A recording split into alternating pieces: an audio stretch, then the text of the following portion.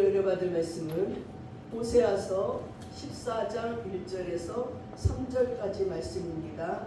구약 1268쪽입니다. 찾으셨는지 알고 제가 봉독해 올리겠습니다. 이스라엘아, 내 하나님 여호와께로 돌아오라. 내가 불의함으로 말미암아 엎드러졌느니라. 너는 말씀을 가지고 여호와께로 돌아와서 아뢰기를 모든 불의를 제거하시고 선한 말을 받으소서. 우리가 수송아지를 대신하여 입술의 열매를 주께 드리리이다. 우리가 아수르의 구원을 의지하지 아니하며 말을 타지 아니하며 다시는 우리의 손으로 만든 것을 행하여 너희는 우리의 신이라 하지 아니하오리니 이는 고아가 주로 말미암아 국류를 얻음이니이다 할지어다. 아멘. 예, 사순절 네 번째 주일입니다. 이 사순절 기간은 주일을 뺀 40일을 우리가 주님의 고난을 묵상하면서 기도하는 시기이기도 합니다. 그래서 우리나라에서는 40일간의 기념일이라는 뜻의 히라보인 베살 포스테를 따라서 사순절을 변혁했습니다. 그리고 이런 부활주일을 기점으로 역사에서 도중에 들어있는 주일을 뺀 이 40일간을 주님의 고난과 부활을 기념 묵상하면서 경건하게 보내고자 하는 절기예요. 한편 이 40이라는 숫자는 예수님이 40일 동안 광야에서 시험을 받으신 것, 또한 40일간 시내산에서 모세가 금식한 것, 또 이스라엘이 40년간의 광야 생활을 한 것에 대한 의미가 있습니다. 그래서 예수의 부활에서 승천까지 40일을 지나온 그 모든 것과 같이 성경의 여러 번의 고난과 갱신의 상징적인 기간으로 40일이 등장합니다. 이에 고난주간을 포함해서 그리스도께서 우리 죄인의 구속을 위하여 순환을 당하신 그 사건을 담긴 구속자적인 의의를 살펴보면서 자신의 신앙을 재각성하고 그리고 비교적 그 40일 동안에 절제하고 회개하는 기간을 가지는 것이 바로 사순절의 기간입니다. 그래서 오늘날에 이르러서 사순절은 금식보다는 구제와 경건 훈련을 더 강조하는 것으로 변하기도 했습니다. 또한 자선을 경건한 삶을 지향하는 긍정적이고 적극적인 측면으로 그 의미가 변천되기도 했지만, 그러나 우리가 예수 그리스도의 고난에 동참한다는 개념에 대한 새로운 이해를 우리에게 요구하고 있지만, 우리는 이 사순절 기간에 온전히 참여하고 회개하기 위하여서 오늘 호세아서의 말씀을 가지고 하나님의 말씀 속에서 진정으로 하나님께서 기뻐하시는 회개가 무엇인지 깨닫게 되시기를 축원드립니다. 이 호세아서는 하나님의 사랑을 강조하는 말씀이에요.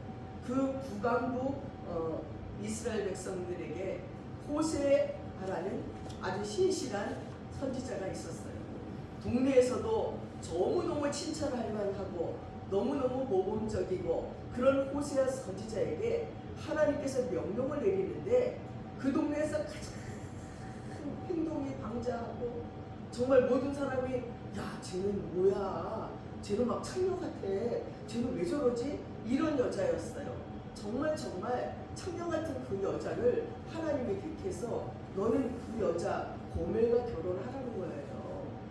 모든 사람들이 그 여자의 행동이나 그 여자의 하는 말투나 그 여자가 입고 다니는 옷이나 그 모든 것들이 저 여자는 시집가기 글렀어, 이런 여자에게 하나님께서 결혼을 하라고 명령을 했습니다. 그래서 호세아서는 하나님의 명령을 따라서 그 여인과 결혼을 했어요. 이 결혼한 이 여자가 호세아를 남편으로 삼아서 남편만 바라보는 것이 아니라 계속 외간 남자들과 바람을 피워서 싸돌아다니다가 드디어는 어떤 불량배 같은 남자를 만나서 그 남자에게 팔렸어요. 결국 사창군에 팔려버리고 말았습니다. 그래서 호세아는 속으로는 이제 포기해야 되겠다, 저런 여자가 어떻게 부인이라고 데리고 사나 하고 있었을지도 모릅니다. 근데 하나님이 호세아에게 또 말씀하시기를 너는 창녀가 된 그 여자에게 돈을 가지고 가서 돈을 주고 값주고 다시 사갖고 오라는 것입니다. 호세아 선지자가 하나님을 그토록 사랑하는 선지자였어도 창녀에 된 자기 부인을 다시 돈까지 재산을 다 팔고 땅을 팔고 막 다 팔아가지고 그 여자를 사가지고 오게 시켰습니까? 저는 정말 호세아서는 그것이 바로 순교라고 생각이 듭니다. 근데 호세아는 그렇게 했어요. 하나님의 명령을 따라서 창녀가 된 그 여자를 자기 재산을 팔아서 돈을 주고 값주고 사왔습니다. 요즘에 TV에 부부들에 대한 프로그램이 많이 있어요. 근데 어떤 프로그램에서 딱 고멜 같은 여자가 나와요. 이 남편이 너무 고민이 돼가지고 상담을 하는 거예요. 내가 이 여자랑 살아야 됩니까? 살지 말아야 됩니까? 이 여자는 위층에 있는 남편, 옆집 남편, 이쪽 남편, 아래층 남편, 슈퍼에서 만나는 남자, 모든 남자들과 바람을 피우는 거예요. 집에 아기가 있는데 아기 혼자 버려두고 감기에 열이 펄펄 하니까 버려두고 바람 피우러 나갔어요. 아기가 우는 소리에 옆집에서 와서 보니까 애가 혼자 막 죽어가는 거예요. 남편에게 연락해서 남편이 와서 애를 병원에 데리고 갔더니 그때 좀 헐렁벌떡 가갖고 그거 다시는 안 그럴게, 다시는 안 그럴게, 한 번만 용서해 줘. 이게 번번이 이러는 거예요. 번번이. 그러니까 이 남편이 애기 때문에 용서해주고 또 받아들이면 그게 며칠도 안 가는 거예요. 또 하여튼 눈으로 마주치는 남자들과는 관계가 있고 바람을 피우는 거예요. 그래서 이 남편이 상담하기를 그래도 아기 때문에 이 여자랑 살아야 되느냐 하는 것을 상담하는 것입니다. 제가 속으로 생각했어요. 야, 완전히 현대판 고백이구나. 이 시대에도 저런 사람들이 있구나. 아무 생각이 없고 그리고 또 용서해달라고 빌어요. 다시는 안 그런다고 빌어요. 그리고 이 남편은 또 마음이 약하고 뭐 애기 때는 어쩔 수 없어 또 살면 또 며칠이 묵혀서 또 시작이고 그런 일을 한두 번 겪지 않는 그 남편을 보면서 야, 저거는 호세아 선지자가 돼야 된다 하는 생각을 했습니다. 그러면서 호세아서가 강조하고 있는 것은 하나님께로 돌아오라는 것입니다. 호세아 6장 1절 말씀을 보십시오. 오라 우리가 여호와께로 돌아가자. 여호와께서 우리를 찢으셨으나 도로 낫게 하실 것이요 우리를 치셨으나 싸매 주실 것이다. 12장 6절 보십시오. 그런즉 너희 하나님께로 돌아와서 인애와 정의를 지키며 항상 너희의 하나님을 바랄지니라 라고 말했습니다. 또 오늘의 본문 호세아 14장 1절 2절에서는 이스라엘아 내 하나님 여호와께로 돌아와라. 너는 말씀을 가지고 여호와께로 돌아오라고 말씀하고 있습니다. 사랑하는 여러분, 하나님이 원하시는 것은 이스라엘이 회개하고 하나님께로 돌아오는 것입니다. 여러분, 오늘의 고멜이 누구입니까? 꼭 그런 여자입니까? 아니면 그 호세아서의 아내 고멜일까요? 바로 오늘의 고멜은 말할 수 없는 하나님의 사랑을 받고 있으면서도 그 은혜에 보답하지 못하는 저와 여러분들이라고 생각합니다. 오늘 영적인 우상 숭배에 빠져 있는 수많은 사람들입니다. 호세아 14장의 본문을 통해서 진실된 회개를 위해서 필요한 것이 무엇인지 알아보도록 하겠습니다. 첫 번째 진실된 회개는 자신을 발견함으로 시작된다는 것입니다. 14장 1절을 보십시오. 이스라엘아 내 하나님 여호와께로 돌아오라. 네가 불의함으로 말미암아 엎드러 졌느니라. 호세아 선지자 때 북왕국 이스라엘 백성들은 자신들이 잘하고 있다고 생각했어요. 그들 경제적으로 번영하고 있는 것이 하나님의 축복이라고 생각했고 내가 잘해서 하나님이 복을 준다고 생각했습니다. 그들은 자신들의 죄를 깨닫지 못했습니다. 그들 이스라엘 백성들이 하나님에게서 얼마나 멀리 떨어져 있는지, 그래서 그들의 삶이 얼마나 더럽혀져 있는지 깨닫지 못하고 있었습니다. 요즘 한 성도를 압니다. 이 성도는 그동안 너무 풍요롭게 부자로 잘 살았습니다. 얼마나 돈이 잘 벌리는지 하루에 막 1억씩 막 들어온대요. 막 10억씩 들어와서 이 돈을 어찌할지 몰라갖고 괜히 제주도 가서 10억 땅을 사고 괜히 좀 이따 심심하면 또 반값에 팔고 그랬는데 돈 잘 벌어오는 남편이 돌아가셨어요. 돌아가시고 남은 돈 갖고 그냥 돈만 쓰다 보니까 돈이 다 떨어졌어요. 오로지 집 한 채만 있어요. 그래서 그 집을 팔아야지만 이제 살 수 있게 된 거예요.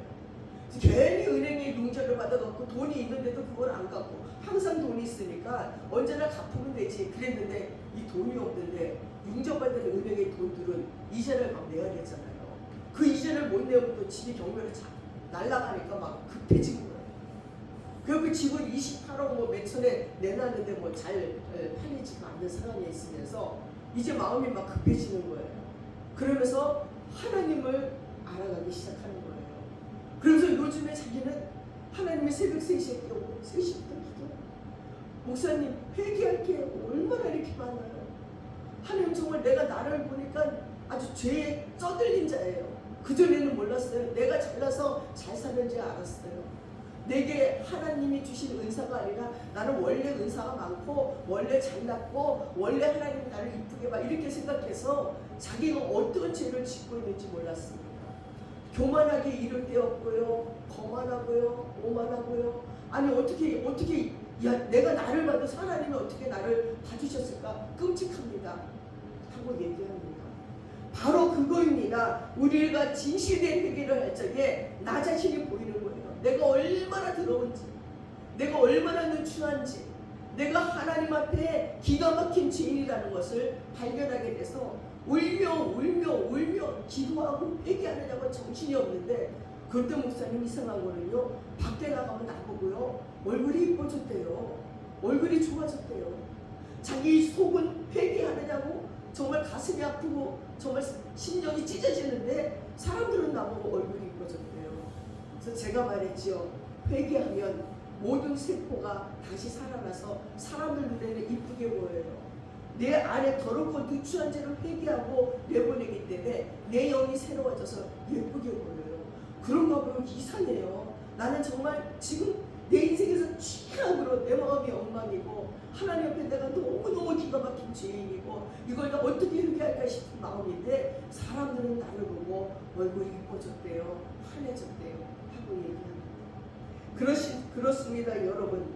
하나님 앞에 온전한 회개를 할 적에 진실이란 회개를 할 때는 내 잘못들이 막 드러나고 발견되기 시작하고 보여지기 시작하는 것입니다. 사랑하는 여러분, 영적인 타락은 서서히 이루어지는 거예요. 죄는 조금씩 우리에게 들어옵니다. 여기서 조금 타협하고 저기에서 조금 타협하고 세상의 죄가 조금씩 우리에게 들어오는 것을 우리가 깨닫지 못하고 있다는 것입니다. 예전에요, 예수 믿는다는 사람들은, 성도들은요, 안식일을 철저히 지키려고 했었어요. 아침에 주일날 교회 오면은요, 나가질 않았어요, 교회 밖을. 아침에 들어와서 성가대 연습을 하고, 그리고 예배 드리고, 주일학교 반사하면서 아이들 가르치고, 또 끝나면 성가 연습하고, 성가 연습 끝나고 나면 이제 또 오후 예배 드리고, 오후 예배 들어가고 나면 또 교사 모임하고, 그럼 밤 10시에. 그럼 그때 나가는 것이 당연했어요. 그 전에 대낮에 교회 밖을 나가면 다 이상하다고 생각했어요. 아니, 주일날 낮을 볼 수 있다니. 주일날은 새벽부터 와서 해가 지는 밤늦게까지 있어야 되는데 주일날에 낮을 보면 이상하다고 느낄 정도였어요. 그러나 지금은요, 뭐 예배란 예배는 일주일에 한 번뿐이 없어요. 이제 새벽 예배도 안 하지요. 수요 예배도 안 하지요. 금요 심야 기도회도 안 하지요. 주일날 오후 예배도 없어요. 봉사도 없어요. 주일날 예배 하나 딱 드리는데도 그 1시간 예배를 온전하게 드리지 않는다는 거예요. 진짜 주님을 만나는 시간으로, 정말 내가 회개하고 참여하는 시간으로, 내 영이 새로워지는 시간으로 하나님께 드려지지 않는다는 거예요. 그리고는 일주일 동안 세상 밖에서 살면서 어떻게 이기고 삽니까? 어떻게 믿음으로 승리하고 삽니까? 어떻게 죄의 유혹을 뿌리칠 수가 있습니까? 이제는 죄가 뭔지도 몰라요. 배웠어야지, 훈련받았어야지.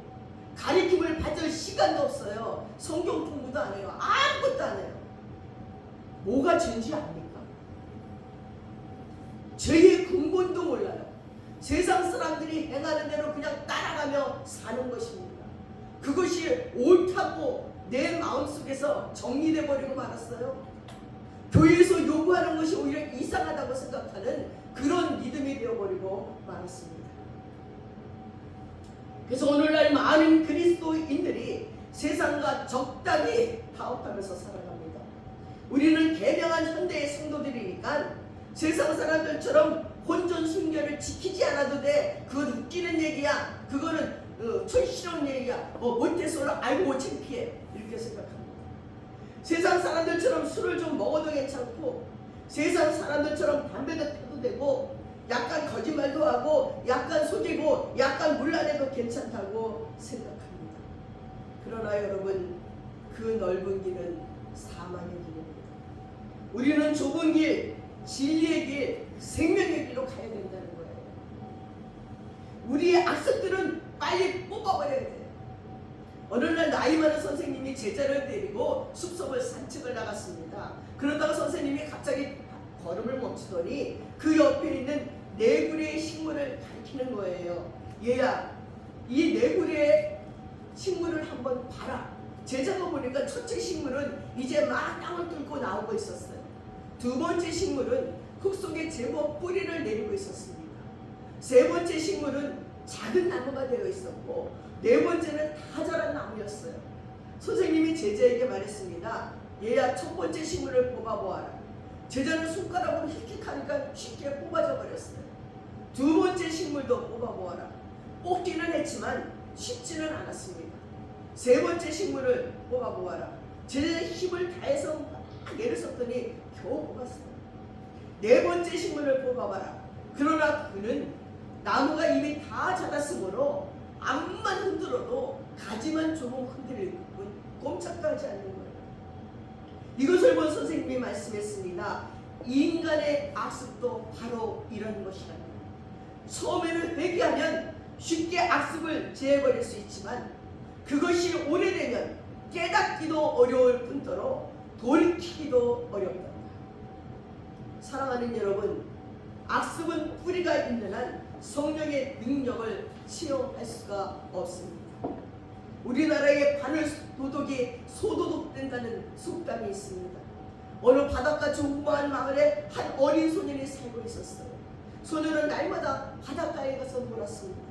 그러던 어느 날 소년이 물살을 발견했어요. 그래서 그거를 양쪽 호주머니에 넣고는 얼른 집에 돌아와서 엄마에게 보였습니다. 엄마, 나 물새알을 가져왔어. 바닷가에 물새알이 있었어.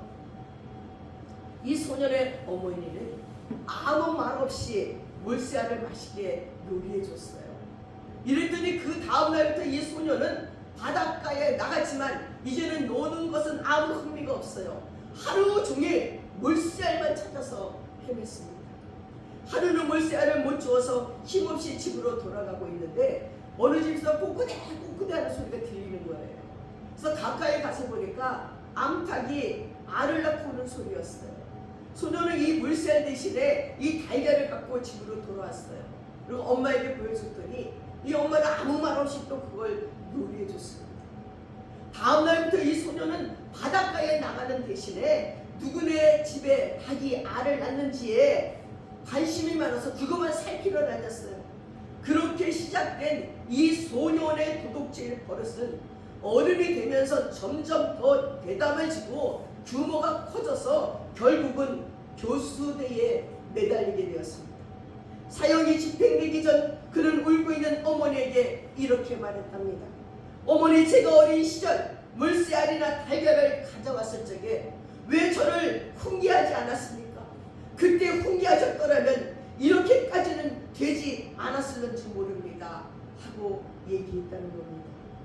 사랑하는 여러분, 죄를 지으면서도 그것이 죄라고 생각하지 않습니다. 문제는 죄의식이 없으면 회개가 없고 회개가 없으면 용서가 없다는 것입니다. 그린 로베즈라는 사람이 있었어요. 그는 미국 성공회에서 최고로 게이 주교로 임명이 됐습니다. 그는 결혼해서 2딸을 가지고 있었지만 1986년 자신이 게이라고 선언하고는 이혼하고 2008년에 마크 엘리드라는 남자와 동거를 들어갔고 2010년에는 그와 법적인 결혼을 했어요. 그러다가 2014년경에 그 사람과도 이혼했습니다. 그는 기자와 인터뷰를 하면서 그의 동성애가 교회에 미친 영향에 대해서 이렇게 말했습니다. 성경은 기독교 신앙을 다 포함하고 있지 않다는 거예요. 하나님은 성경이 완성된 이후에도 계속 자신을 계시하고 계시다는 거예요. 예수님은 내가 너희에게 이룰 것이 많으나 지금은 너희가 감당치 못하리라. 그러나 진리의 영이 오시면 그가 너희를 모든 진리 가운데로 인도할 것이라. 요한복음 16장 10절 13절을 들어 말하면서 그동안 성령이 교회에게 모든 인종과 여성들을 포용하게 했고 이제는 게이들과 레즈비언들과 성전환자들까지도 포용하게 한다고 말을 했어요. 그의 말은요, 성경은 그의 삶과 그의 신학에 맞지 않으므로 성경의 완전한 권위를 인정하지 않는다는 말입니다. 성경에는 동성애를 죄로 규정하지만 그 자신은 그것을 죄로 여기지 않는다는 거예요. 사랑하는 여러분, 미국에는 이런 생각을 갖고 있는 목사님들이 계신다는 거예요. 지금 포괄절 차별 금지법이 통과되면 어떻게 되는지 압니까? 미국이 통과된 나라에서마다 문제예요. 유치부 아이들이 유치원이나 그리고 초등학생들이 학교에 가서 선생님들이 묻는데요. 여자인데 야 네가 남자 같으니 여자 같으니? 그러면 어린 마음에 제가요 남자 같은 기분이 들어요. 그럼 데려다가 성전환 수술을 시킨대요. 부모에게 묻지도 않는데요. 부모님이 반대할 수가 없어요. 부모가 반대하면 벌금을 내야 돼요. 그리고 교회에서 그런 설교를 하면 교회는 벌금을 내야 돼요. 벌금을 1년만 내다 보면 교회 문 닫아야 돼요. 교회 팔아갖고 벌금 내야 돼요. 지금 이거를 손소희 국회의원이 통과시키겠다고 지금 내놓고 있어요. 여러분 정말 기도해야 돼요. 이 포괄절 차별금지법이 통과하면요 교회도 사라지는 거예요. 끝내는 목사님들이 성경에 있는 하나님의 말씀을 그대로 전할 수가 없어요. 요즘에 목사님들이 큰일이 났다고 생각하는지 큰교회 목사님들이 막 설교하더라고요. 사랑의 교회 오정의 목사도 막 읽어가지고 막 설교하면서 성경 안에 동성연애를 하는 자들은 동네에 끌어다서 돌로 쳐 죽이라고 했는데 이런 법을 통과시킨다고 막 그분도 설교하시고 이제 큰 교회 목사님들이 막 말씀하기 시작하시더라고요.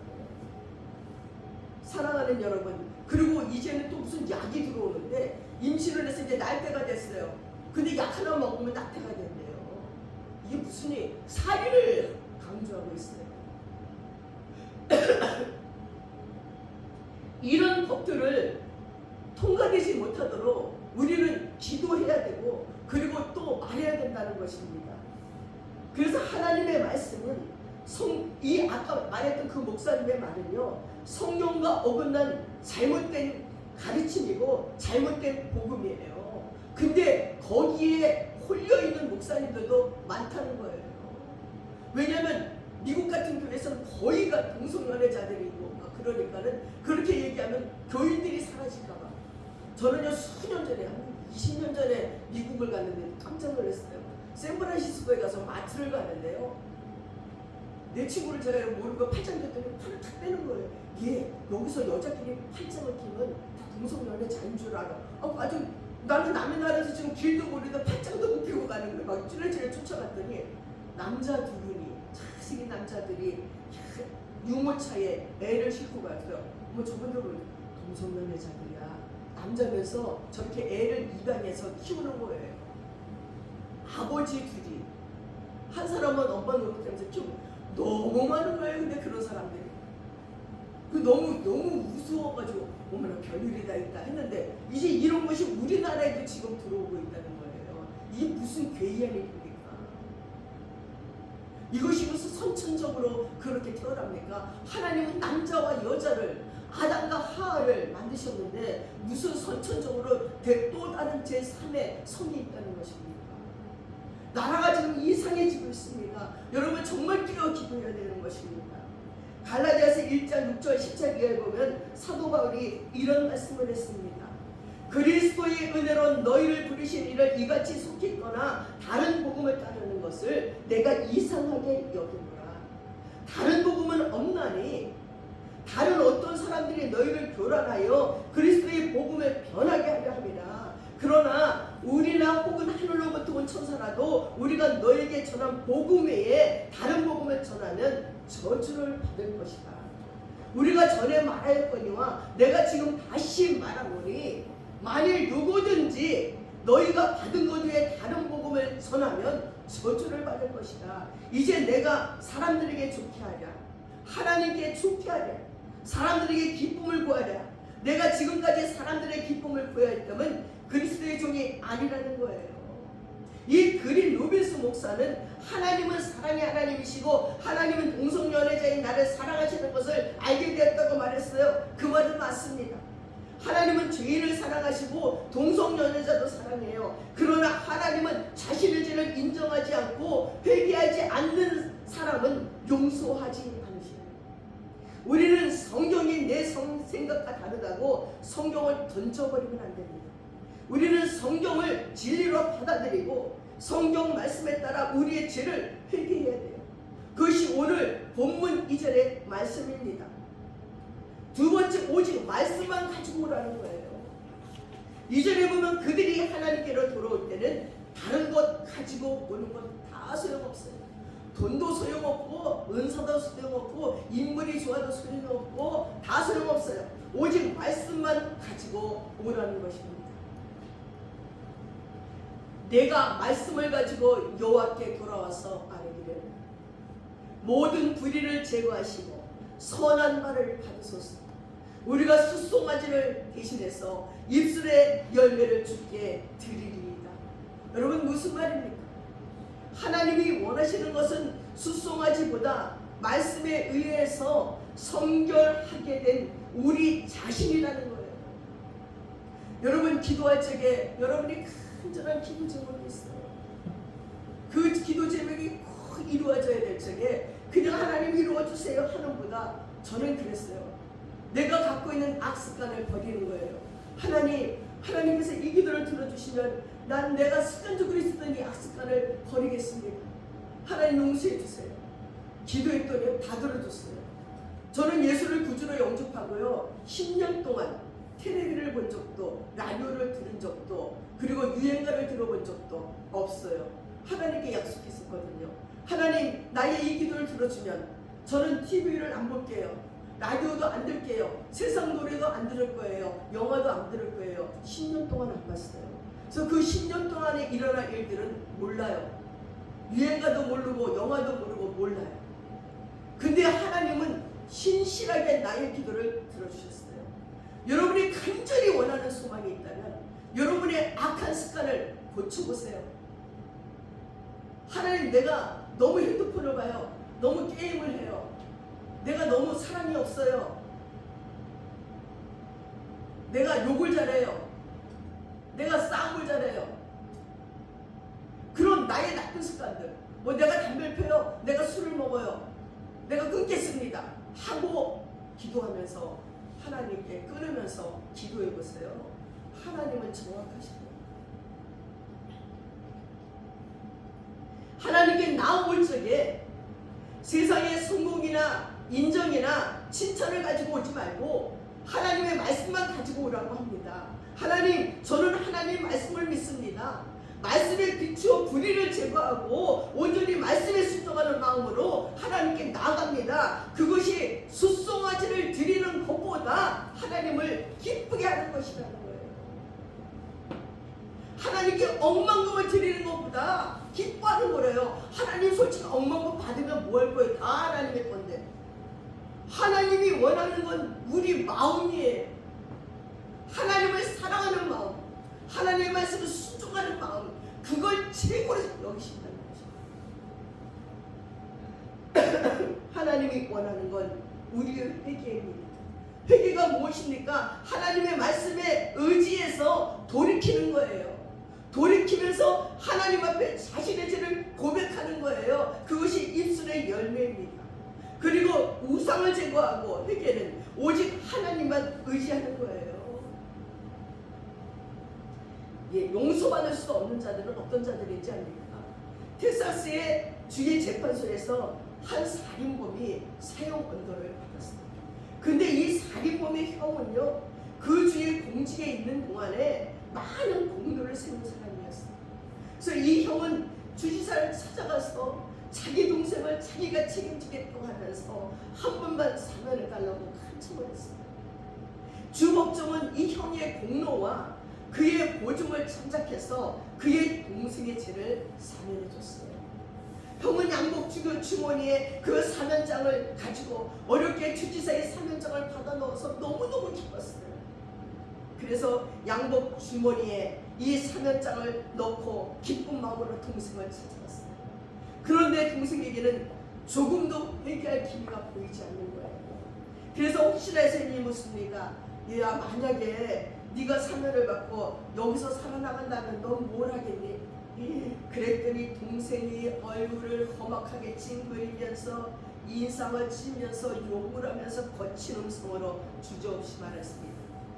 내가 만약에 사면받아 나간다면 첫째로 나에게 사형언도를 내린 그 판사를 찾아가서 죽여버릴 거야.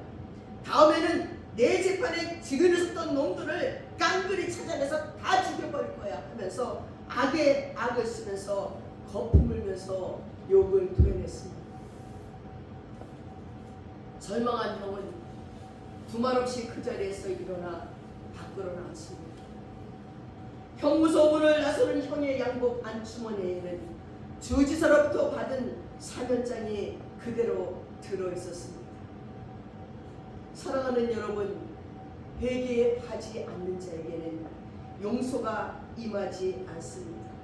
주님은 우리에게 회개가 기회가 주어질 적에 기회를 놓쳐서는 안 된다고 말씀하고 있습니다. 세 번째 말씀에는 3절에 우리가 아수르의 구원을 의지하지 아니하며 말을 타지 아니하며 자신을 우리의 손으로 만든 것을 향하여 너희는 우리의 신이라 하지 아니하오리니 이는 고아가 주로 말미암아 국류를 얻음이라고 말했습니다. 세 번째는 하나님만 의지하라는 거예요. 여기서 보면 아수르의 군사에게 도움을 받을 생각을 하지도 말라는 거예요. 이 북왕국이 막 망해가기 시작하니까 아수르 옆 동네 그 아수르에는 막 군인들이 있고 군사가 있으니까 거기에 의지하고 싶은 거예요. 지금 이스라엘은 아수르의 돈을 많이 주고 있고 그들의 도움을 받으려고 하고 있습니다. 그러나 아수르는 이스라엘을 멸망시킬 나라였습니다. 이스라엘이 할 것은 일체 아수르의 도움을 받을 생각을 버리라는 것이에요. 물론 일부러 아수르를 자극할 필요는 없습니다. 그러나 이스라엘의 살 길은 아수르와의 관계 개선보다는 영적인 부흥을 일으키는 것이래요. 여러분에게 문제가 오고 불행이 올 적에 여러분 이웃 사람들 돈으로 또 수단으로 할 생각하지 마세요. 문제가 꼬일 적에 가장 먼저 해결할 것은 하나님과의 관계 개선이에요. 나는 하나님께 지금 어떻게 하고 있는가? 나는 하나님께 예배를 어떻게 드리며 하나님께 회개를 어떻게 하고 있으며 하나님의 말씀대로 나는 움직이고 있는가를 돌아보셔야 된다는 겁니다. 근데 이 이스라엘은 이 북왕국 이스라엘은 자기네 살 길이 아수르를 의지하려고 하고 있습니다. 영적인 부흥을 놓쳐버렸는데 영적인 부흥을 일으키는 나라가 돼야 되는데 하늘의 하나님의 불말과 불병거가 자기네를 지킨다는 것을 알지 못하고 아수르의 군사력을 의지하려고 하고 있습니다. 두 번째, 이스라엘은 말을 타서는 안 된다는 거예요. 여러분, 말을 가까이서 보셨습니까? 말은 정말 멋진 동물이에요. 말은 오늘날로 말하면 자동차예요. 말을 타지 말라는 것은 사람이 만든 우수한 문명이나 기술을 너무 의지하지 말라는 것입니다. 인간의 힘을 의지하는 것보다 기도의 능력을 더 의지하라는 것입니다. 저는 생각해봐요. 참 우리나라 문화, 과학기술이 얼마나 발전했는지 몰라요. 근데 어느 날 전기가 다 끊어지면 어떻게 될까? 겨울에 난방도 안 돼, 전기도 안 돼, 보일러도 안 돼, 수돗물도 끊어져. 모든 것이 우리가 의지했던 그 모든 것들이 다 끊어지면 우리는 어떻게 살 수 있을까? 살 수 없어요. 그래서 그래서 여기서도 그렇게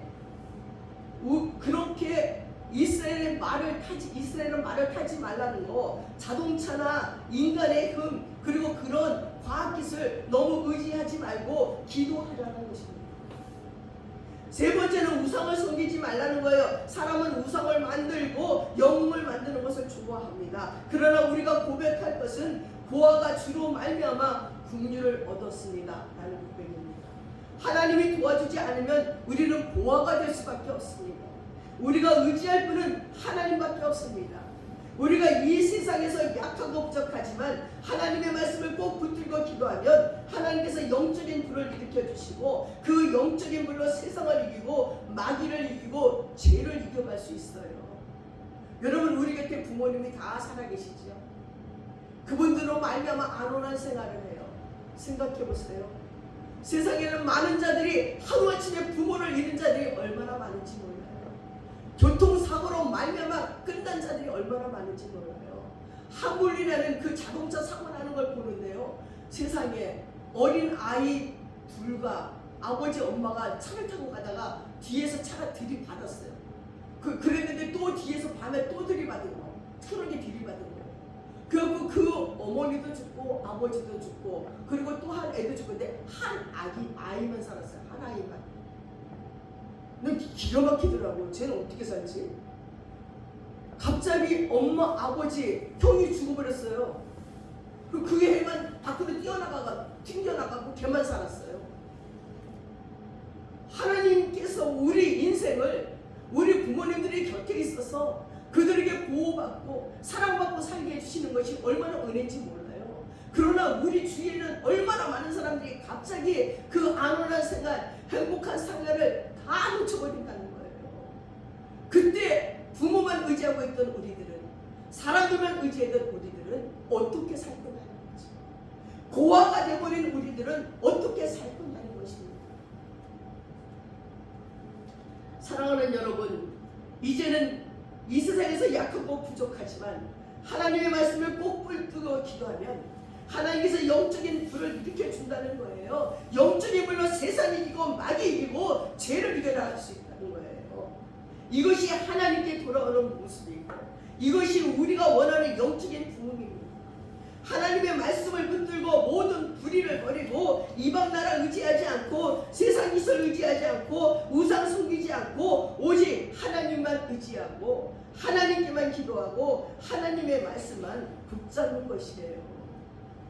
제가 전에도 예화 중에 많이 써먹었지만 중화동에 있는 새누리교회 아동부 전도사로 사역할 때였어요. 주일 아침 일찍이 한 통의 전화가 왔어요. 초등학교 3학년 여자아이가 아주 낭낭한 목소리로, 자신만만한 목소리로, 전도사님 오늘은 주일날이지요? 교회 가서 예배 드리는 것이 먼저지요? 그러면서 나는 뭔지도 모르고 그렇지 그랬더니 잠깐만요 그랬더니 자기 엄마를 바꿔주는 거예요. 이 엄마가 참 얼떨결에 저를 받고 이 어머니 하는 말씀이, 전도사님 얘가 학교에서 어린이 글짓기 대회에 나가서 1등을 했어요. 그리고 오늘 조선일보 주최하는 전국 어린이 글짓기 대회가 있어요. 거기 나가야 되는데 얘가 계속 오늘은 주일날이니까 교회 가서 예배 드리는 것이라고 저렇게 떼를 쓰면서 안 가네요. 그러니 전도사님 제발 좀 갔다 오라고 얘기해 주세요 이러는 거예요. 근데 얘가 싹 전화를 받더니, 전도사님 나는 글짓기 대회에 나가서 1등해서 대통령상을 받는 것보다는요 하나님께 예배드리는 게 우리는 더 중요하잖아요. 그러니까 저는 교회 가서 예배드려야 돼요. 전도사님 이따가 교회에서 봐요. 전화를 끊는 거예요. 어떤 때에 전화를 내려놓고 저는 생각했어. 아니 내가 이렇게 애들을 잘 가르쳤는데 아니 어떻게 이렇게 끔찍하게 예수를 잘 믿을 수 있을까 생각했어요. 좀 이따 의기하게 성경책을 이러고 교회에 오는 거예요. 엄마 아버지 아무리 말려 다 물리치고 나는요 하나님께 예배 드려가는 게 더 중요해요. 나는 대통령상 필요 없어요 이러고 교회를 온 거예요. 저는 마음으로 너무너무 자극을 받았습니다. 근데 또 하나애가 6살짜리가 이제 그 예배에 나오는 거예요. 거기는 이제 유치부부터 다 예배를 드릴 때 맨 앞자리에 꼭 앉아요. 인물들이 예쁘게 생겨요. 날마다 막 똘망하면서 예배 드리니까 그날따라 애가 막 눈을 까디집어도 졸고 까디지니까 지가 졸고 막 이러는 거예요. 그래서 제가 오늘따라 왜 이렇게 졸지? 그랬더니 집에 가서 엉엉 울면서 편지를 썼어요. 전도사님, 제가 예배 시간에 졸아서 너무너무 죄송합니다. 제가 감기가 걸려 감기약을 먹었는데요. 내가 아무리 안 졸려고 그 어린애 지금 어찌도 보지 못해. 6살짜리 꼬집고 그래도 졸려고. 전도사님 말씀 중에 제가 졸아서 죄송합니다. 편지를 갖고 온 거예요. 부모님 하는 말이 집에 와서 엉엉 울면서 자기 졸았다고 그 편지 써서 주는데 제가 그걸 읽으면서 감동을 받았어요. 어떻게 이 6살짜리가 이렇게 예배를 소중히 여길 수 있을까? 그리고 수년의 세월이 흘렀어요. 서울 장신의 예배 시간에 제가 기도회를 인도했어요. 기도를 막 인도하고 나가는데 그분 앞에 쭉 두 줄이 서 있는 거예요. 언제 어디서 나타났는지 이 교회 저 교회 사역할 적에 제자들이 희나 껴서 서 있는데 그 중에 한 아이가 인사를 끄고내 목사님 저 모르시겠어요? 글쎄 누구지? 이렇게 저요 옛날에 그 6살쯤에 예배드리고 졸아갖고 전도사님이 편지 썼던 그 아이예요. 아니 그 아이가 청년이 돼서 벌써 신학교를 왔어요. 걔는 신학교 갈 수밖에 없지요. 그렇게 예배를 잘 드리는데 나는 그 여자애도 어디가 목사가 됐든지 선교사 됐을 거라고 생각해요. 너무너무 감동이에요. 어머나 세상에 어머나 세상에 이야 어머나 세상에 네가 신학교를 갔구나. 아마 지금은 멋진 목사님이 되어 있을 것입니다.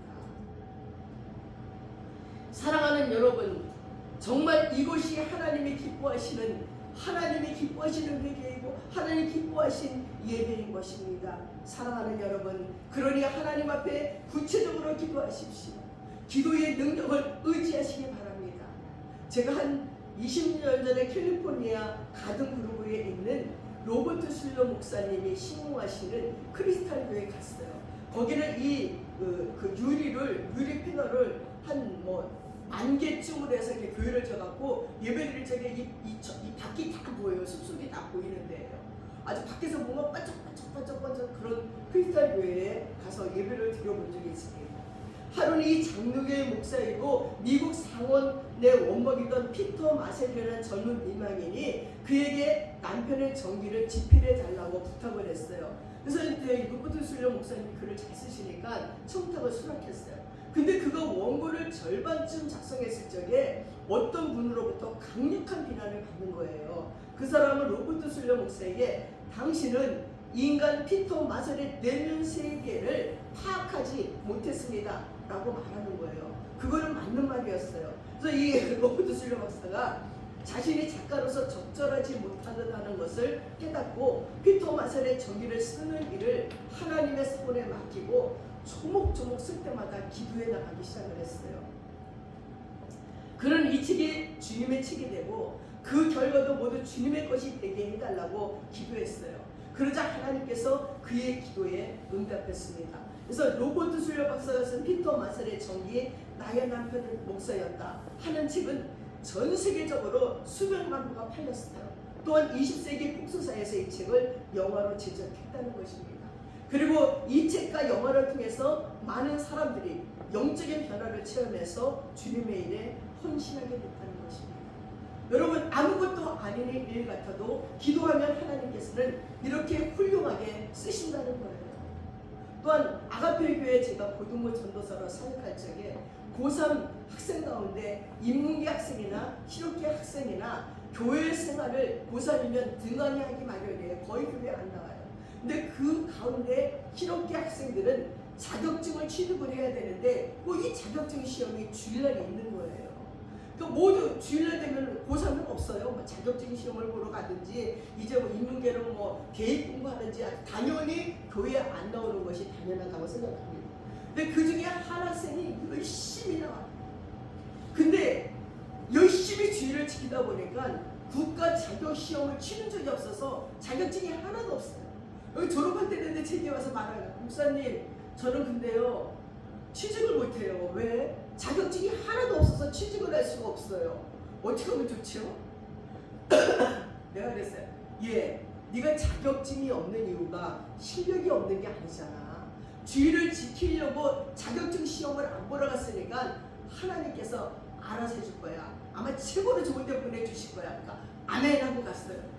그 다음 주일날 기쁜 얼굴을 막 목사님, 전도사님 정말 하나님의 신기하고 멋진 분이에요. 우리 고3 중에서 제가 제일 먼저 가장 큰 회사, 가장 증권 회사에 제가 취직이 됐어요. 할렐루야 했습니다. 자격증은 하나도 없는데 학교에 와서 그 학교 성적 보고 자기를 뽑았다는 거예요. 1년이 지난 다음에 전도사님 저 이제 공부 그만하고 직장 그만두고 성악을 공부하고 싶어요. 너무너무 가난한 집이었어요. 성악을 어떻게 하니? 성악을 왜 하려고 그러니? 이 다음에 전도사님 부흥사 되면은 부흥회 같은 쫓아가서 찬양 부르려고요. 그래? 그럼 기도하자. 그 어머니 오셔갖고 제발 말려달라고, 돈이나 벌지 가난한 집에서 무슨 성악을 뭘로 하냐고 말려달라고 그랬어요. 근데 성악을 공부해서 성악을 했어요. 그리고 우수하게 졸업했어요. 만약에 진짜만 다녔으면 너무 가난해서 결혼도 못할 것 같았는데 멋진 삼성 다닌 남자랑 결혼해서 지금 딸 둘 낳고 얼마나 잘 사는지 몰라. 하나님 앞에 기도하고 하나님을 위해서 희생한 모든 것은 하나님께서 다 갚아주는 것을 깨달을 수가 있었습니다. 여러분, 세상에 가는 대로 호세가 염려했던 아수르에게 의지하지 않는 거예요. 오직 전능하신 하나님만 의지했습니다. 사랑하는 여러분, 예수 그리스도의 고난은 다른 측면에서 볼 때 우리를 향한 절대적인 사랑의 표현입니다. 사순절에 우리는 다시금 그 무한한 사랑에 붙잡혀야 됩니다. 나의 몸을 고난에 담그는 것이 아니고 그 고난의 중심에 서 있는 그분의 무한하신 사랑이 어떻게 나타났고 그것을 우리의 삶을 통해 어떻게 나타낼 수 있는 것을 찾는 일이 사순절 기간에 형식에 얽매이기보다는 주님의 고난을 기억하면서 경건의 생활을 하시며 참으로 회개하시는 저와 여러분 되시기를 축원드립니다. 기도하겠습니다. 사랑하는 아버지 하나님, 우리는 세상 유행에 아버지 끌려가기가 너무 쉽습니다. 세상이 이것이 유행이라 하면 그 유행을 따라가고자 합니다. 그러나 그 넓은 길은 세상 사람들이 가라고 버려두고 정말 하나님의 말씀을 갖고 하나님께로 돌아가는 좁은 길을 향해 나아갈 수 있도록 도와주시옵소서. 호세아 선지자는 아버지 바람난 부인을 어떻게 아내로 삼을 수가 있습니까? 창녀가 된 그 여자를 어떻게 재산을 팔아 찾아올 수가 있겠습니까? 그러나 하나님의 말씀이기에 그 말씀을 가지고 행했습니다. 그랬을 적에 이스라엘 백성들을 옳은 길로 이끌 수가 있었습니다. 하나님, 우리에게도 그러한 영성 주시고 그런 믿음을 주시고 이 사순절 기간에 온전히 회개하고 참회해서 하나님의 말씀을 붙잡고 하나님께로 돌아가는 하나님의 사람들이 되도록 축복해 주시옵소서. 감사드리며 우리 예수님의 이름 받들어 기도드렸사옵나이다. 아멘. 다 함께 자리에서 일어나셔서 280장 찬양하겠습니다.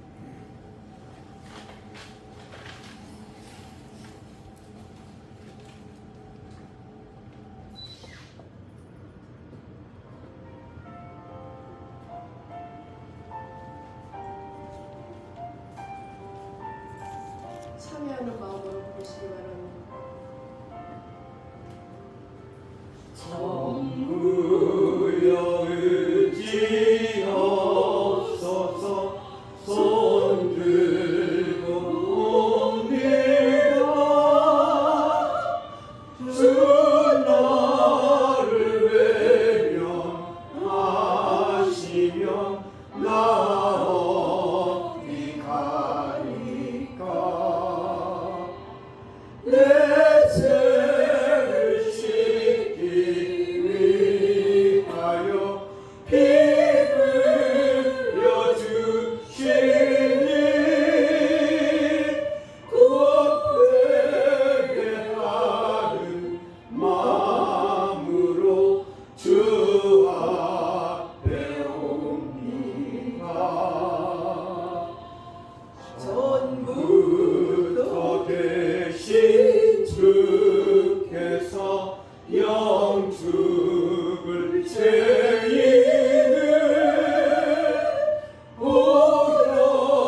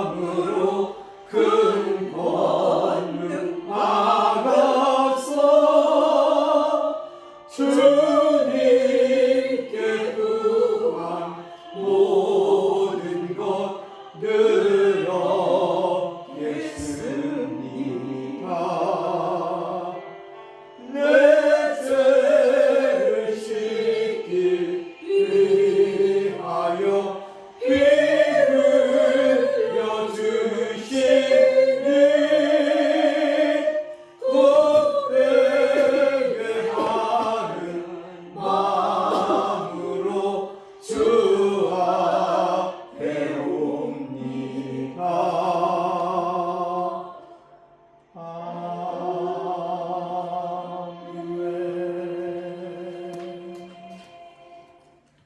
주기도문 드리겠습니다.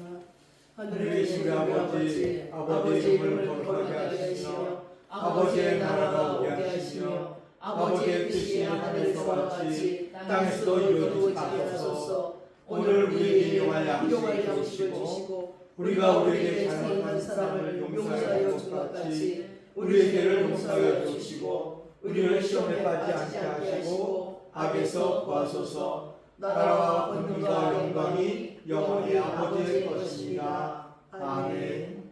지금은 우리 주 예수 그리스도의 한없는 은혜와 우리 아버지의 풍성하신 사랑과 성령님의 감동감하시고 충만하시고 교통하심이 이제 주님 앞에 말씀을 갖고 돌아가며 참여하기로 작정하는 믿음의 권속들 머리머리 위에 이제부터 영원까지 함께 하시옵기를 간절히 축원드리옵나이다. 아멘.